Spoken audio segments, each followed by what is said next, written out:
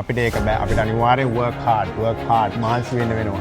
ඒ මහන්සි වෙලා අනිවාර්යෙන් රටට ඩොලර් ගේන ගේමක් අනිවාර්යෙන් ගහන්න පුළුවන්.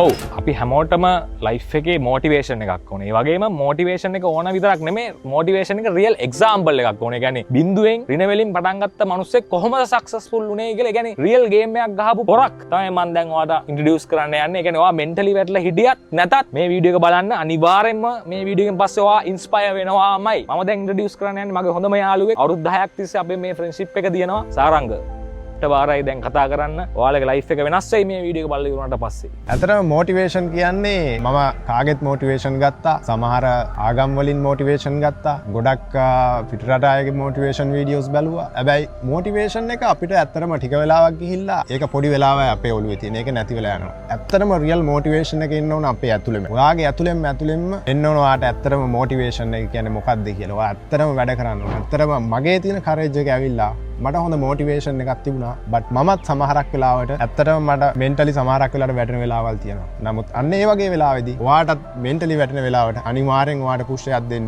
යාළුවෙක් අනිවාර්යෙන් ඔයාට ඉන්න ඕනේ. ඉතින් මට ඒ වගේ හම්බෙච්ච යාළුවෙක් තමයි මේ. ඉතින් අපි දැන් බොන්ඩ් එක අවුරුදු 10ක් විතර. ඇත්තටම මගේ තිබ්බ ලොකු ගෝල් එකක්.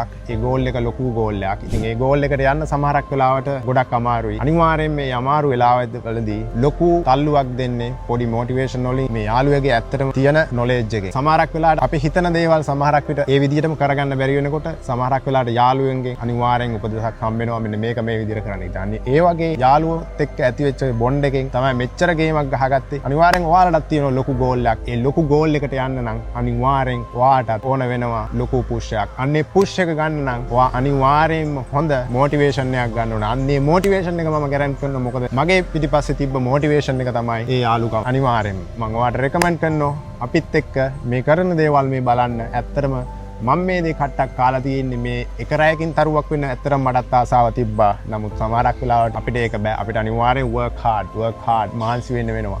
ඒ මහන්සි වෙලා අනිවාර්යෙන් රටට ඩොලර් ගේන ගේමක් අනිවාර්යෙන් ගහන්න පුළුවන්. ඉතින් මම මේ අවුරෝරා එක පටන් ගත්තේ අන්න ඒ වගේ බිඳුවේ ඉඳලා පටන්ගෙන කොහොමද ස්ටෙප් බයි ස්ටෙප් ගේමක් ගැහුවේ කොහොමද කියලා.